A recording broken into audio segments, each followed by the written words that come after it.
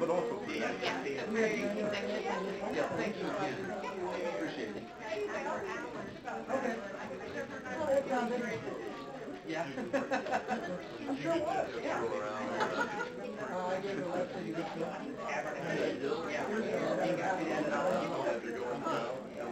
I really wanted to hear that bill. I was sitting there. I was going to all these procedures.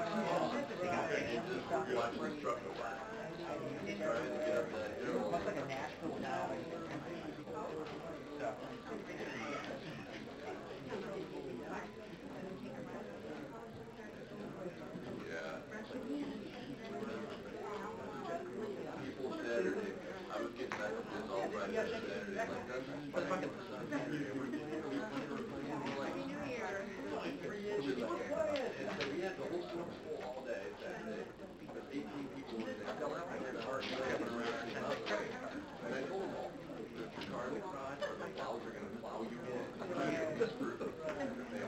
I mean, I thought it was a smile,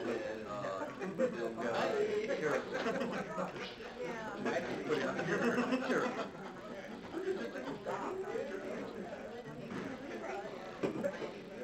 That's right. We're going to go ahead and call the meeting of the Bloomington City Council to order. Would everyone please stand for the Pledge of Allegiance and a moment of silence? Thank you.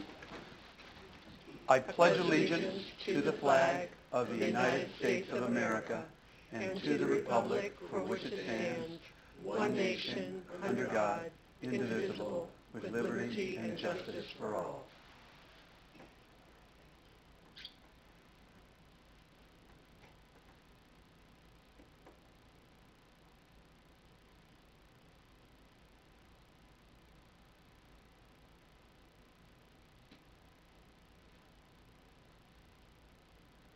Thank you very much.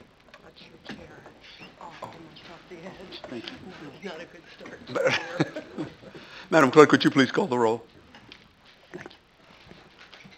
Alderman Matthey, Here. Alderman Sage, Alderman Mwambe, Here. Alderman Burgess, here. Alderman Painter, Here. Alderman Schmidt, Here. Alderman Black, here. Alderman Hallman, and Alderman Bray. Here. Mayor Renner. Here. Thank you very much. Actually, we're going to start out with a proclamation declaring January 23rd as ISU Mennonite College of Nursing Day. Is there someone in the audience to come forward? Please come right up. Yeah. Thank you so much for coming. I very much appreciate it. And in this proclamation declaring January 23rd as ISU Mennonite College of Nursing Day, whereas 100 years ago, representatives from the Mennonite churches making up the Central Conference attended their annual conference in Hopedale, Illinois, and the conference leader, Reverend Peter Shantz, urged them to establish a hospital and training school for nurses. And whereas Bloomington, Illinois was chosen as the site for the new hospital and training school, one that aimed from the outset to be recognized as one of the best in the nation, and whereas the founders believed nurses could serve as missionaries in all parts of the world, practicing skills that would contribute to the healing and suffering of peoples everywhere, and whereas Mennonite Sanitarian Training School was founded on January 23rd, 1919, and whereas founded in a rich tradition of nursing education, as a former private college, Illinois State University Mennonite College of Nursing has maintained important traditions while transforming into an innovative, future-oriented program. And whereas the Mennonite College of Nursing has contributed greatly to the character, quality, health, and well-being of our community and beyond. Whereas the 100th anniversary of the Mennonite College of Nursing is on January 23rd, 2019, and whereas the community wishes to celebrate this significant milestone, therefore I, Terry Renner, Mayor of Bloomington, do hereby proclaim Wednesday, January 23rd, 2019 as ISU Mennonite College of Nursing Day. Congratulations, and thank you so much for all you do. Folks.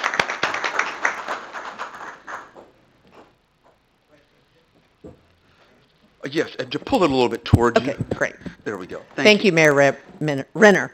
On behalf of Mennonite College of Nursing, I am honored to receive this proclamation. We are so excited to celebrate a century of providing exceptional nursing education, a feat that would not be possible without the support of the community around us.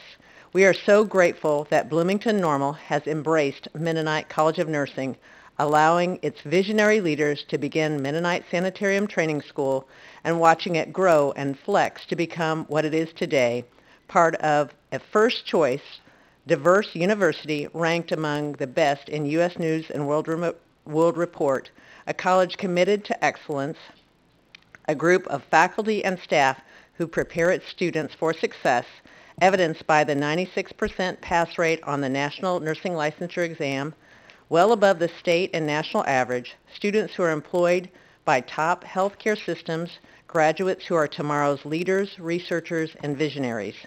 Mennonite College of Nursing promotes excellence and innovation in education while striving to improve health locally and globally through exceptionally well-prepared nurses. We do this through creative and critical thinking, service to and care for others, and guiding our students to display empathy, openness, advocacy, and purposeful action, and promoting inclusion and diversity. Thank you very much. Thank you very much.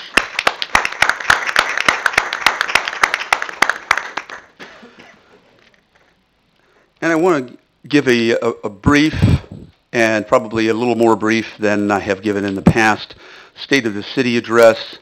I very often in the past have given it in the second meeting in January for a variety of reasons, scheduling reasons. I discussed it with the city manager, and this was the little lighter agenda, although I think you'll find that I'll be as concise and brief as possible because I think our message is really clear. My purpose is not to, although I will cite several of our accolades and of the great awards and great things about our community, the purpose is not a laundry list, but more of an assessment and a call to action for the upcoming year. First of all, I think it's fairly safe to say that the state of our city is strong, generally strong. That does not mean that we don't have challenges. That doesn't mean that there aren't areas of improvement. Of course there always are, especially in service delivery, attempting to be more efficient, attempting to be more effective. But our community as a whole is strong. We should be proud of the quality of life in our community. And our financial situation is at least fairly stable. On the operating side, we could say that we're cautiously optimistic because we never really know what's going to happen next. And when you're in a city and you're on the bottom of the federalism food chain, actions at other levels of government certainly have a ripple effect. Whether or not there's dysfunctionality in Springfield, maybe less now, we'll see, or certainly the dysfunctionality of Washington, that winds up having a ripple effect all the way down to the local level. Now, certainly the last year has been a year of lots of transitions and change. Some of those transitions have been, they've been very good transitions, and we've got some challenges as a result. Certainly in terms of personnel, we have a new city manager. We have a new, well, in a few weeks, deputy city manager. We first had a new police chief, and of course, a new clerk. Welcome, Leslie. And as well as that, we've worked with our community partners, intergovernmental partners, as well as private sector nonprofit partners, and we've made some important strides for the future. One of those, of course, is the agreement with the Boys and Girls Club for a new facility that's really going to make a huge difference to our youth and future generations on our west side. And I think that's a model that we should be considering for other kinds of projects moving forward.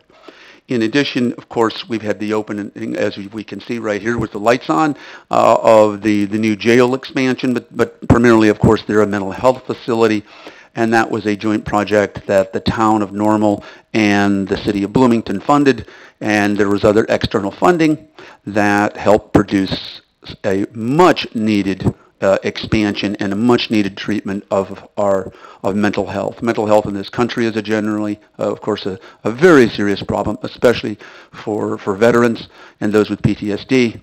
And we knew that until recently, the largest facility for mental health in McLean County was our jail.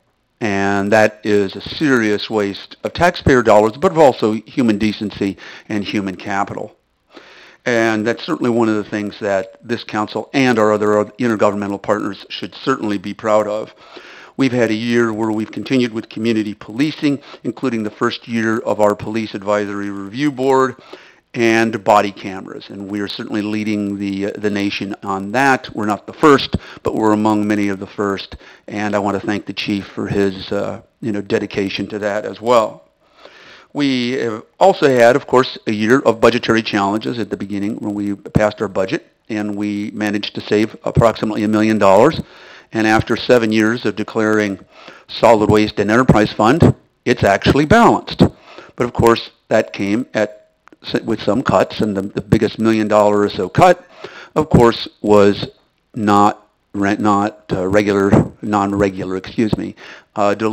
pickup of bulk waste. And of course, that also has meant, though, that we have had an expansion and I think, dare I say, beautification of our Citizens Convenience Center immediately to the south of the library. But certainly it does reflect that Bloomington is on the move, and I thank Mr. Karch, too, as department head, for helping to make all of these things happen. We also are in the process is underway of updating our zoning ordinances. We're continuing to work on downtown development and signage, and continued progress in keeping our citizens safe for several years, beginning with the work of Alderwoman Burgess and Alderwoman Schmidt on a rental inspection program and much more aggressive code enforcement through our administrative court. And that is continuing. Now, before I say a few words about looking forward and challenges, I would be remiss if I didn't at least note a few things, and that is we do continue to appear on national lists of the best of in terms of metro cities. And there are a variety of best of. The most recent is one of the greenest cities by Insurify. We've also been rated the third of the top 10 college towns by Business Insider. Best for college grads by Zumper. Best metro for STEM. That's, STEM standing for Science, Technology. I was trying to draw a blank on the end. Thank you, Mayor Pro Tem. And Engineering and Mathematics by nerdwallet.com. And we continue to have livability awards at both ends of the spectrum, not just those who have recently graduated, but those who are preparing for retirement, and especially working retirement. So, and that's, much of that's because of our core great assets. And we have, in spite of the murder rate over the last year, which is certainly one of our challenges, it may just be a spike. We can, we'll see. We still have one of, if not continuing, the lowest crime rate overall of a metro city in Illinois. We have an award-winning mass transit system. We've got a well-trained workforce, of course, the best, highest education level, highest income level in downstate Illinois. So we've got, in addition to our strategic location, we have lots of great core assets. And I think we've made a great deal of progress in community partnerships and working with our local government partners in making sure that we pursue economic development to grow the local economy. And that, I think, is one of the most important things that we have to understand. We have made lots of cuts over many years, in spite of what perhaps some might perceive. We've gone from about 850 employees to about 650 employees. Most recently, we've talked about bulk waste and many other things. That one happens to be $1 million plus cut. We're always looking for efficiencies. But you're not going to cut and gut your way to prosperity. There's no city out there that cuts and guts its way to prosperity. And you're not going to tax your way to prosperity. The way that we can help improve for the future and future generations is by expanding and growing the local economy, and that means that we've got to be working with our intergovernmental partners as well as the private sector, and making sure that we roll up our sleeves, that we also have skin in the game. And that's a very, very important point for the future. Now, one of the things that we also should be proud of is that we are not just leading the state, but we're leading the nation in terms of open government. We continue to get 100% and an A+ from Illinois Policy, the Illinois Policy Institute, and many awards, but also, as far as I know, we're the only city to have a mayoral open house and a Bloomington 101. These are ways for citizens to come inside City Hall, see what's actually done, see what is being purchased with their tax dollars. And they also then become, from Bloomington 101, city council candidates or board and commission appointees of tomorrow, and perhaps the mayors and others, and perhaps state representatives or whatever of tomorrow. It's really a critical program. And is Nora here? Nora is not here. But thank you, Nora, even though you're not here. Unabstention. And again, when it comes to our finances, we are constantly up and down. We're always at the mercy of many trends that are happening in sales, especially since sales tax is so important to us. We're also at the mercy of other firms that are making decisions. And in fact, actually, we were at the mercy a few years ago of the Russian ruble. It's the collapse of the Russian ruble that primarily was the main cause in having the closure of the Mitsubishi plant. But fortunately, we have Rivian that is coming forward. And so sometimes it may seem like we're taking 2 steps forward and 1 step backward, but certainly Bloomington is moving forward, and we are a changing dynamic community, and of that there is no question. But one of our major challenges, as I see moving forward, and I think most people would agree, although we may not agree on exactly which types of projects we might fund, but is our capital investments for the future. We've neglected capital investment for quite a long time. And that is we, meaning over the city, over many generations. I'm not looking back to try to blame other councils or mayors or whatever. That's not the point. The point is, moving forward, we have lots of capital needs. We know in our sewers. We know with streets. We know with sidewalks, some of the core things. But also with things like O'Neill Park pool, whether it's an aquarium or whatever, aquarium. We're not going to turn it into an aquarium. Yes, aquarium for people. We'll do that. Anyway, we certainly have lots of different types of capital projects that are really, really critical for us in the future. Certainly that would include helping to acquire strategic properties in our downtown. If you own strategic properties, as any mayor will tell you, any metro mayor, that really becomes important. It's not like dealing with a shopping center or a strip mall where you might have 1 or 2 owners. You might have 6 to 10 owners in one block. And that can be a much more complicated process. And we are pursuing this, and we're certainly moving forward. And I want to thank Alderwoman Burgess and Alderwoman Bray and Alderman Matthey for serving on our downtown task force. That was really an extremely well-written report and had lots of great ideas, and they did a deep dive into a lot of that. And that, along with our downtown plan and our comp plan, are things that we need to be looking at as we move forward. We also need to help and work with the library. About 1,000 people use our library every day. That also means that we can use whatever development that might produce with the library to leverage that into new economic activity. And we also know that Connect Transit needs a downtown transfer station. Now, the downtown transfer station may not very well be paired with the library, but that downtown transfer station is certainly necessary and needed, and they have money. And if we partner together, there are lots of other kinds of intergovernmental grants that we can get, but it is definitely an investment in our community. Former Mayor Jesse Smart used to cite many different multiplier effects, but economists can't agree, but it's somewhere between 1 and 5 and 1 and 15. But basically, for every dollar that you invest in capital projects, you get somewhere between $5 and $15 back into your community.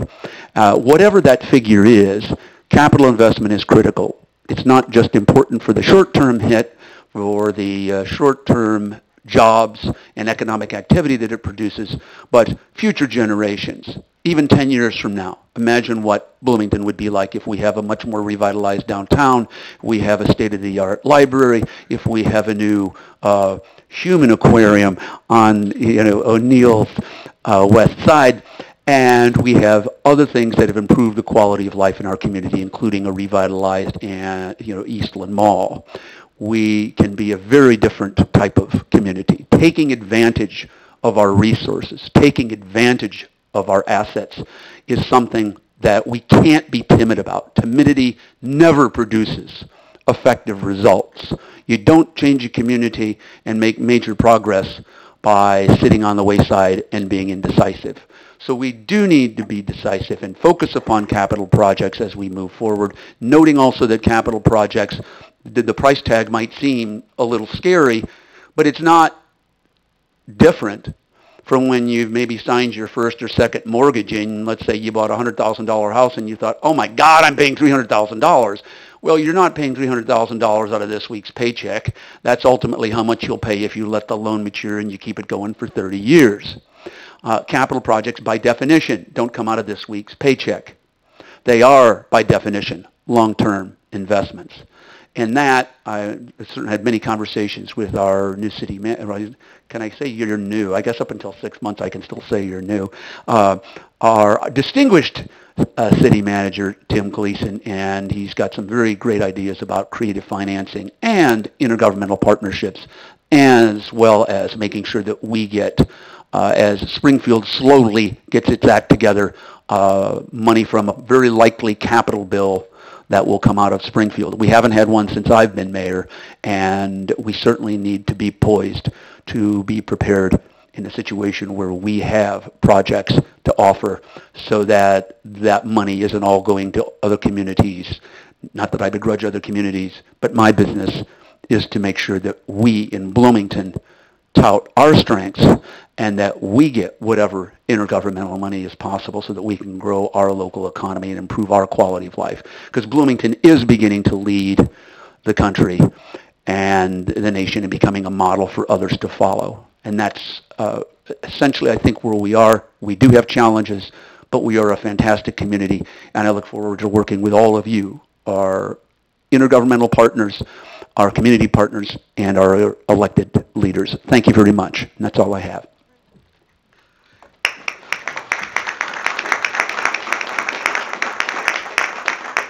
Thank you. At this point, we move to public comment, and we have one person who has public comment, and that is Mr. Scott Steinley.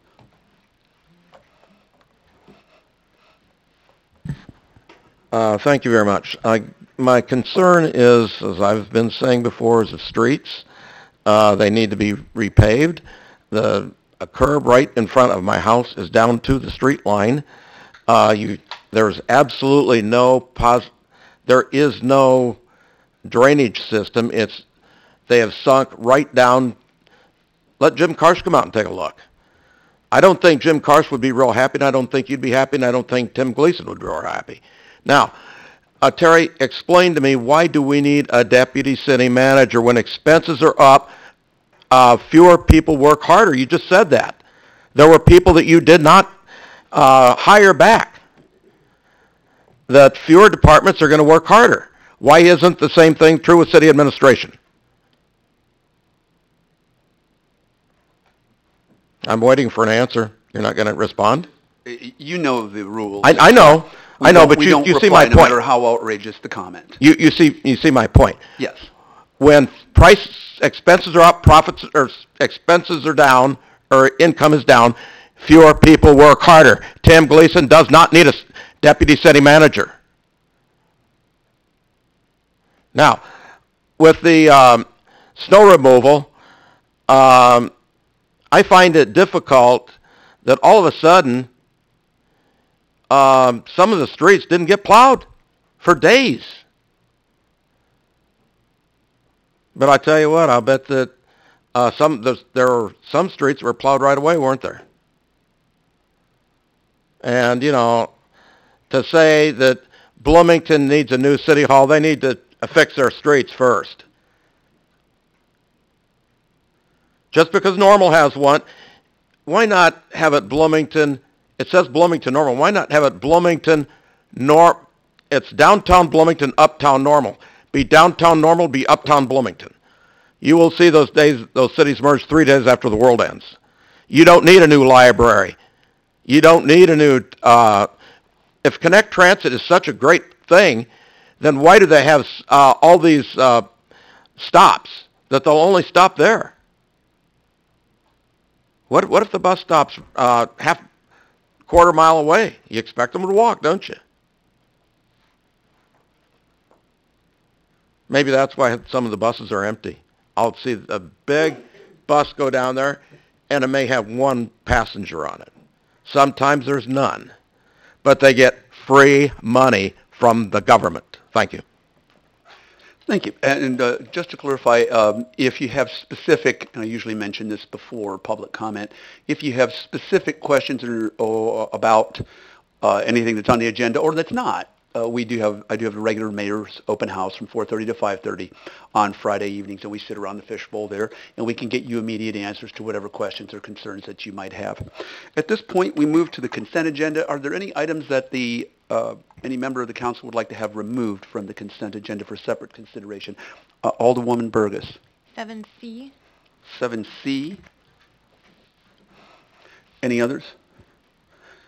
Is there a motion to approve the consent agenda as presented with the exception of item 7C? I'll make that motion, Mayor, approving the agenda except for 7C. Thank you. Alderwoman Schmidt makes the motion. Is there a second? Second. Second by Alderwoman Bray.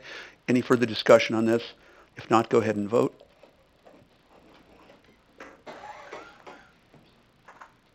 Not sure. Oh, we have two people now. Okay.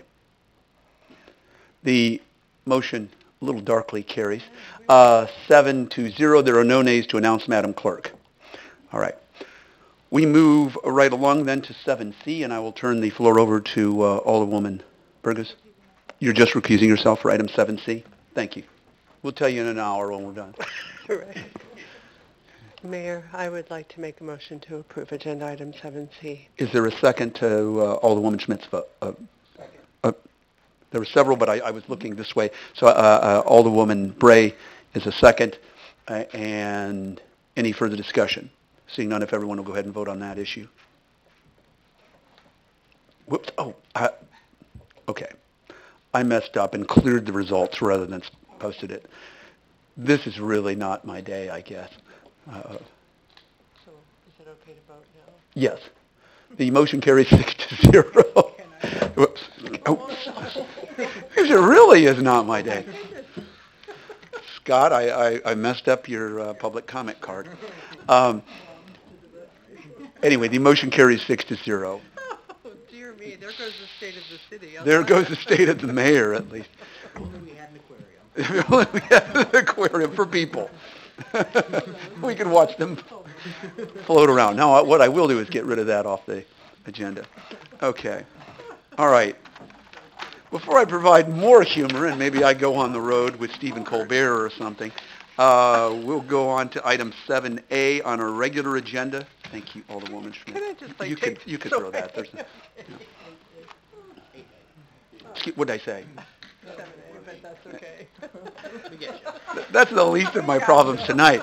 Okay, 8A, consideration of an agreement with a sign company for the construction and installation of wayfinding signs, signage and gateways in downtown Bloomington. Amounts up to $580,000 and $580,080.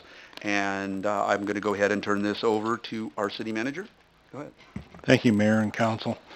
Before we get to a brief presentation by the signage committee and also Kevin Cothey, our city engineer, just wanted to share that the cost for this before council tonight is $580,000. There's three options that are before council, but recommend that we choose the first option, where we amend the 2019 budget and appropriate the additional funds above $250,000, which would be an additional $330,000 paid for the entire amount. Originally, we thought that this total project was going to come in somewhere around $750,000.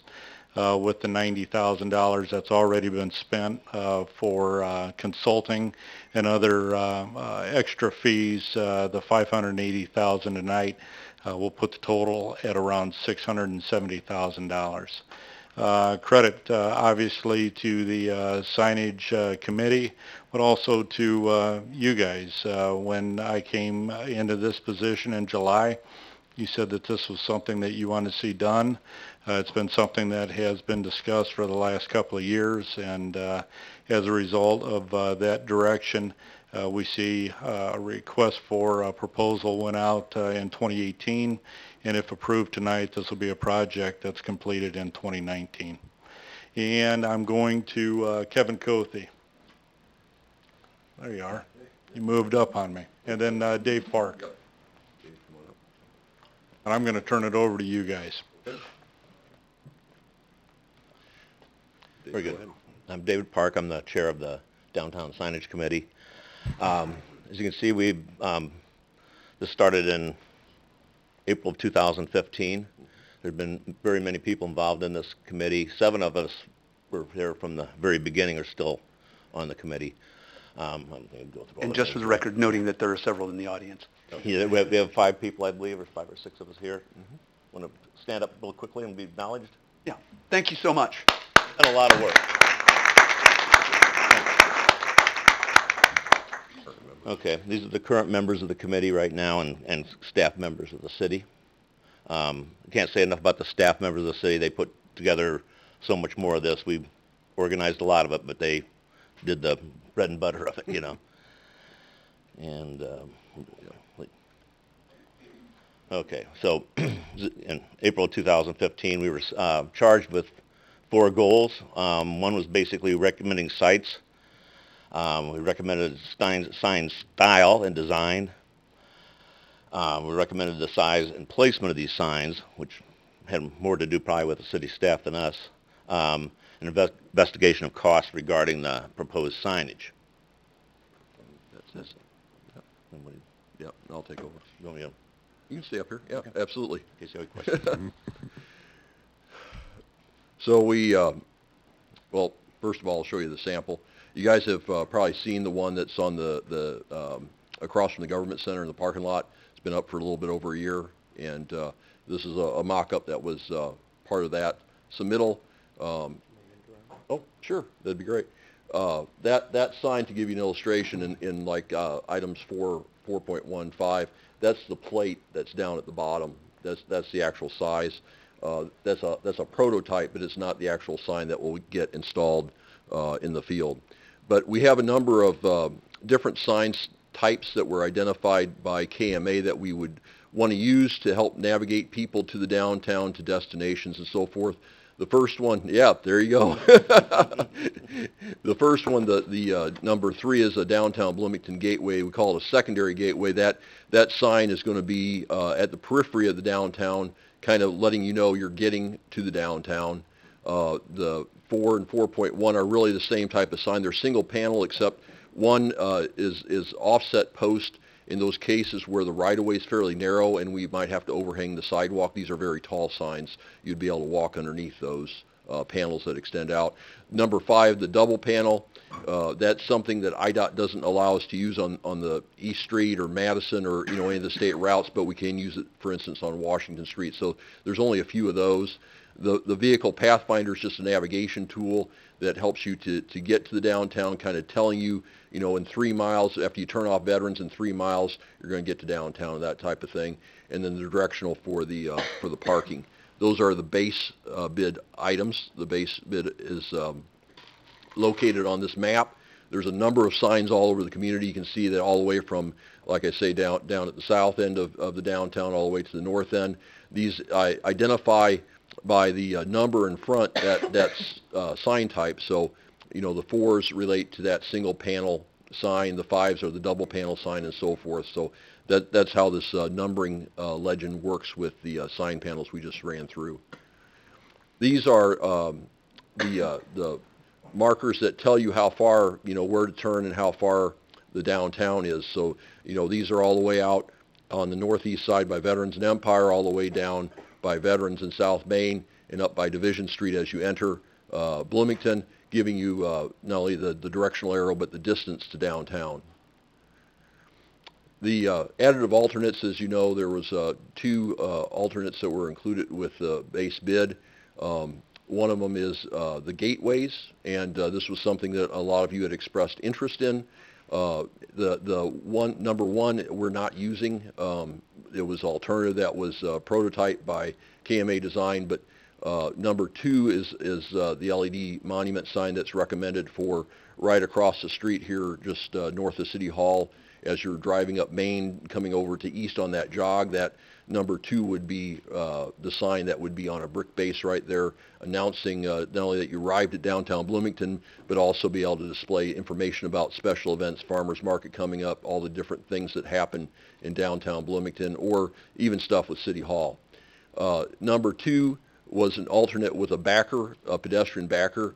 That monument sign ended up not getting used by the committee. That would have been in a location where people could have walked up to the back of the sign and had been able to read a map with a directory and that type of thing. 2.2 is an alternate for a raised sign that we've decided is necessary to do it at Madison and Market because of the traffic signal control box and other things at that intersection. The sign would have been hidden from view, and so by raising it up about 5 or 6 feet, it gets it up above all that other obstructions and makes it visible. And then one of the centerpieces is the downtown gateway arch. That would be on Center Street as you come southbound there by Locust. The road splits and you can go straight into downtown. That's where the gateway arch would welcome you into downtown. And then the number 9s are the pedestrian kiosk map directories. So those maps would be located outside the Market Street deck and outside the Lincoln Street deck, so that visitors coming out of those decks would be able to identify different destinations in downtown, and the backside would have a directory or a community event panel. The one side would be the directory and map, and the other side would be a community events type thing. So that kind of goes through the additive alternates. These are the locations for those different features, which I kind of outlined to you already. And then we have the bids received. We advertised for bids October 17th, and we had about 40 plan holders. We had to extend the bids a little bit because there's a lot of details that go into this type of thing. The first time we bid in April, we just didn't allow enough time for bidders to really be able to put together all the details. And so we're very excited that we actually got 2 bids locally. One's Prairie Signs from Bloomington, the other's Ace Sign from Springfield. And as you get the individual items are in your packet for the bid tabulation, but Ace Sign in general was the low bidder and submitted the most complete bid, where Prairie Signs left off a couple of the gateways from their bid. Overall, the estimate was a little different than the engineers, but the engineers in this case, KMA Design out of Philadelphia, worked nationally, but the prices obviously were a little bit different in the end. The total amounts are about the same, but they had programmed a lot more for the gateways. The gateways actually were cheaper, and the base signs ended up being a little bit more, but that's sometimes how it works out. And so, as City Manager Gleason mentioned, there's 3 options for you tonight. Staff would suggest that you go with the $580,000, which would deliver the entire package as bid. We're very excited about that. The $446 was based on using the $250,000 that was in this year's budget, plus the $196,000 and change that was from last year's that didn't get spent. And then the award, the base bid, that would be at a very minimum. But as was mentioned, the budget had $250,000 over 3 separate years. We're going to kind of divide the package up. It was decided to combine it together to help entice more bidders to bid on it. And so this time we actually were successful with that. The approved designs, here's some renderings. Like I said, this is kind of a little bit of a Photoshop type rendering, but that gives you an idea as you head north on 51, that LED gateway just across the street from City Hall. This would be over there by Madison and Market at the Market Street deck. This one is as you're coming south on Center Street, just as you cross Locust, welcoming you to downtown. That would be at night. This sign will be backlit, so the letters and everything will glow at night. And that's just an overall rendering of what the scale, the human scale. You can see how tall those signposts are. And that's part of the reason for the large cost, is that there's a significant concrete foundation that those poles are attached to, because these are on the order of the decorative lights that are in downtown Bloomington in size. So that's kind of the highlights. We'll entertain questions. Questions? Alderman Mathey. So what number did we hit with the number of meetings? Last time we talked, I think you were into the 40s at that point. How high did it go? I lost count. I think we're right around 60. Okay. Yeah, So- the committee's been very dedicated. I commend them for their sticking with it. This was a 6-month committee. 6-month committee over 2.5 years with 11 people on it that met 60 times. That's fairly impressive. I'm very excited that we've got to the point where we can do something. I think I had an original meeting with Erica Kupsch on this in 2010, I think. So I'm very happy that we're here. Thank you guys for all the hard work, and congratulations. Thank you. Alderman Black. Yes, thank you, and thank you to the committee for all of the hard work. I know that Alderman Matthey pointed out some of the hard numbers, but it's a lot, and we've asked a lot of you guys, and you've come back with what I think to be a fantastic visual aesthetic for our downtown. I think the costs are well in line with what we're looking to do, and we want to make a splash to the community that we're serious about this, and nothing says that we're serious like a beautiful archway here that will be a fixture, I'm sure, for people taking pictures and a point of interest fitting within all of our strategies, not just bringing on Bloomington, but be an advantage. So I'm very excited, and I'd like to make a motion that we approve option 1 as presented. Okay. Is there a second to that? I'll second. Second by Sorry, Alderwoman. beat you to it there. Sorry. Second by Alderwoman Schmidt. Further discussion, comments? Seeing none, if everyone will vote on this option? With respect to that? Yes. So it'd be option 1 with regard to the agreement, and then also an ordinance that amends the budget accordingly? Yeah, that's what's in the packet. I think, is that the case with the maker and the seconder of the motion? Right. They're making, they're motioning what's in the packet, George. Yeah. I know how it's written, I was just... Yeah. Yeah, okay. For clarity, George's point is well taken. I'm going for option 1, the full award along with any subsequent budget amendments as necessary. I'm still seconding. And still seconding it. Okay. At this point, okay, everybody's voted. Okay. The motion carries 7-0. No nays to announce, Madam Clerk. Thank you. Thank you very much. Oh, I didn't clear it? Oh, okay.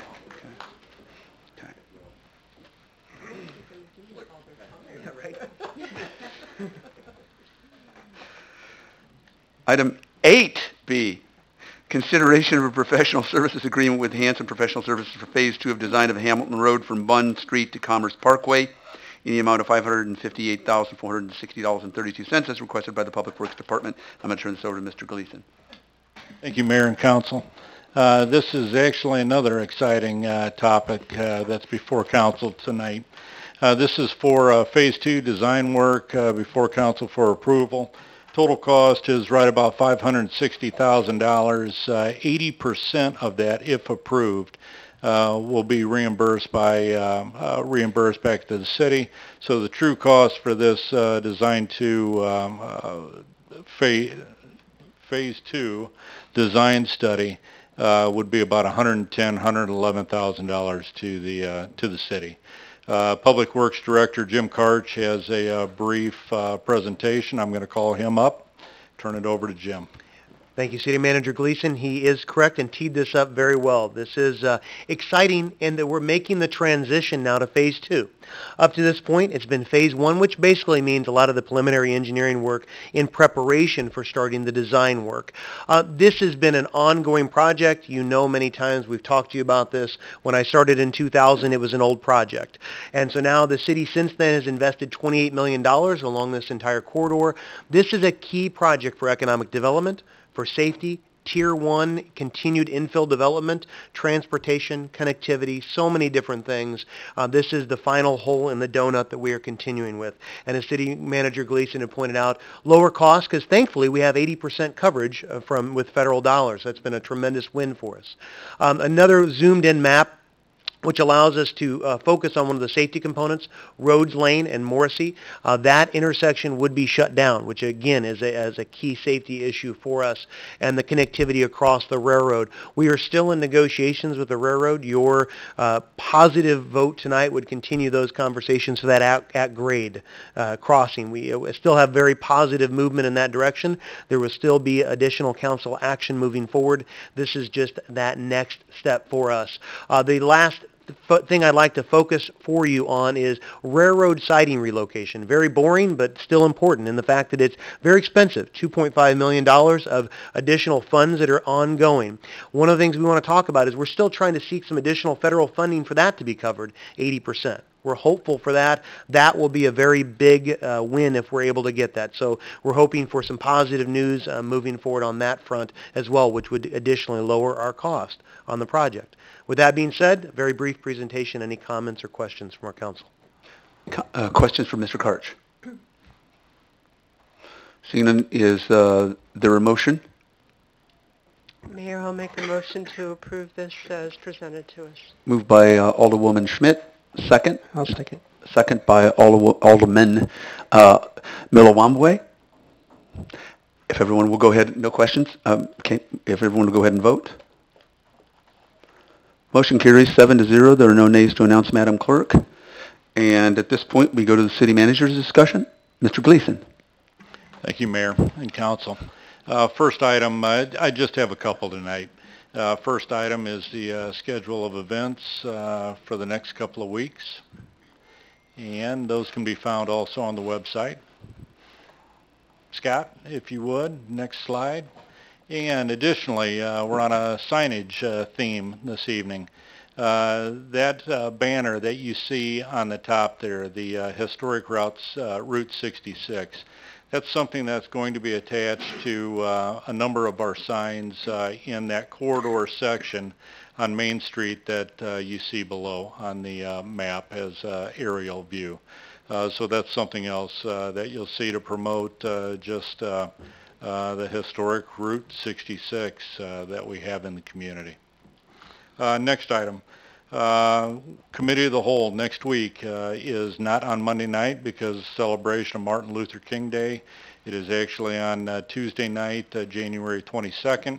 And one item that I wanted to share more so with the community is that's going to be our first true public discussion on the FY20 budget. So just letting everybody know that as well. And I'm going to turn it back over to you, Mayor. Thank you very much. Thank you. Thank you, Mr. Gleason. Thank you for all the work that you're doing. And I think it's certainly been a welcome addition for us to have the consistency of 6 o'clock meetings irrespective of when they, or what the issues are or what day they happen to be falling on. Excuse me. I'd also like to welcome our Deputy City Manager who's coming forward. Thank you for that, the work that you're involved in that, and we're certainly looking forward to that. Any city, certainly any city that is even got 2,000 or 3,000 people has to have a deputy city manager, just so that we can clarify that. You got to have some guy or gal to take over when the city manager is not available or is out of town or is at a conference or whatever, is prepared to do that or to help with administration. I've never heard of a city of any size that didn't have a deputy, and so that is, contrary to some of what we've heard, is absolutely essential. And thank you very much for all your hard work, and we're looking forward to that exciting team that's coming forward. Other than that, I don't have anything else. Automatic comments? Yes. Probably we're going to say the same thing, but I'll say it probably differently from you. We had our esports tournament this weekend at the arena, despite Mother Nature.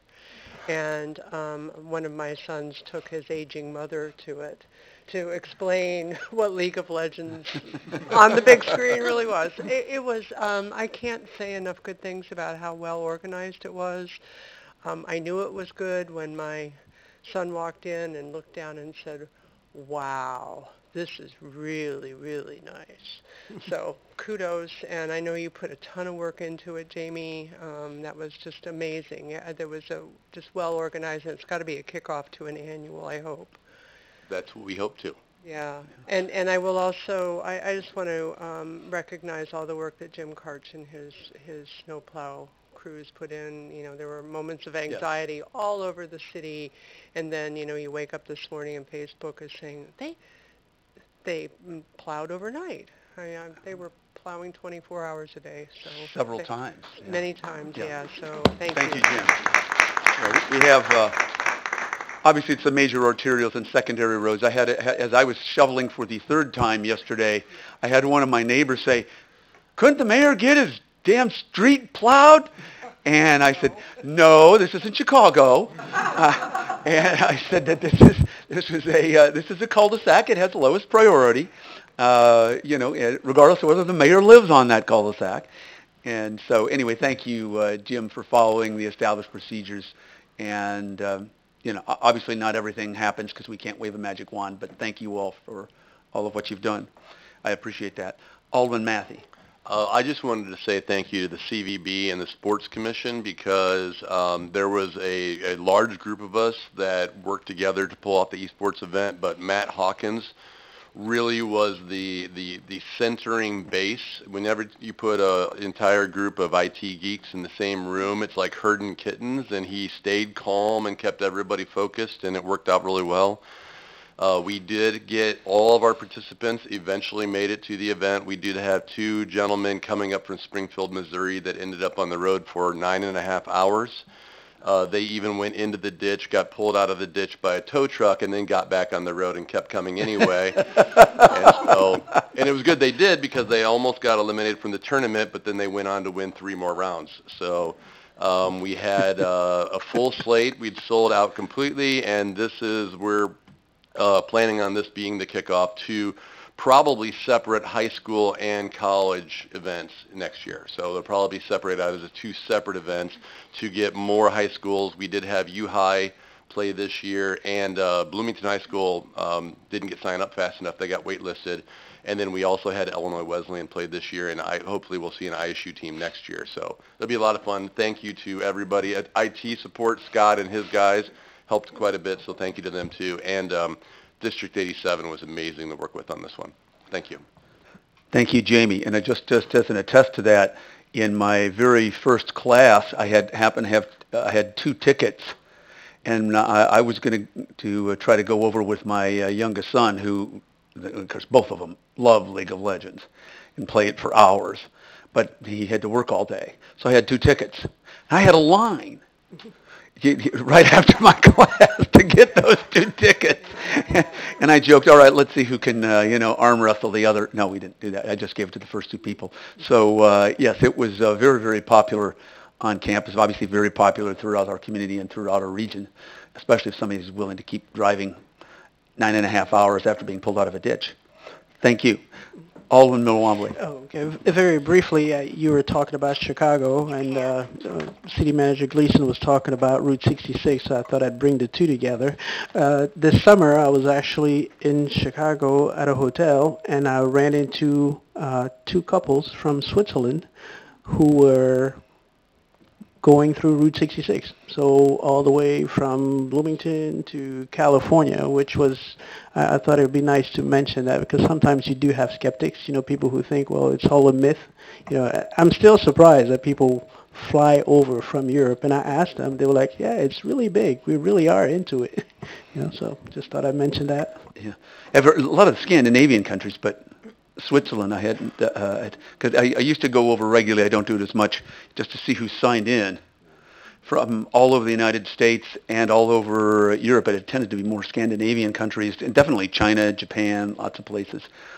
People coming and doing Route 66. It's a multi-billion-dollar industry, and we want to continue to get more than our share of it. And it was nice for me because we got a chance to wax French for a little bit.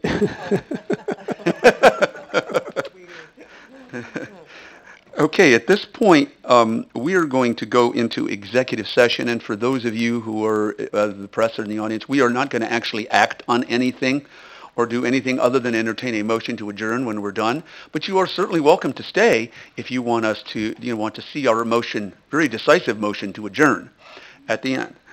At this point, I would entertain a motion to go into a closed session for the purposes of discussing the establishment of reserves or settlement of claims as provided by the Local Government and Local Government Employees Tort Immunity Act, or the review or discussion of claims as allowed by Section 2C12 of the Open Meetings Act.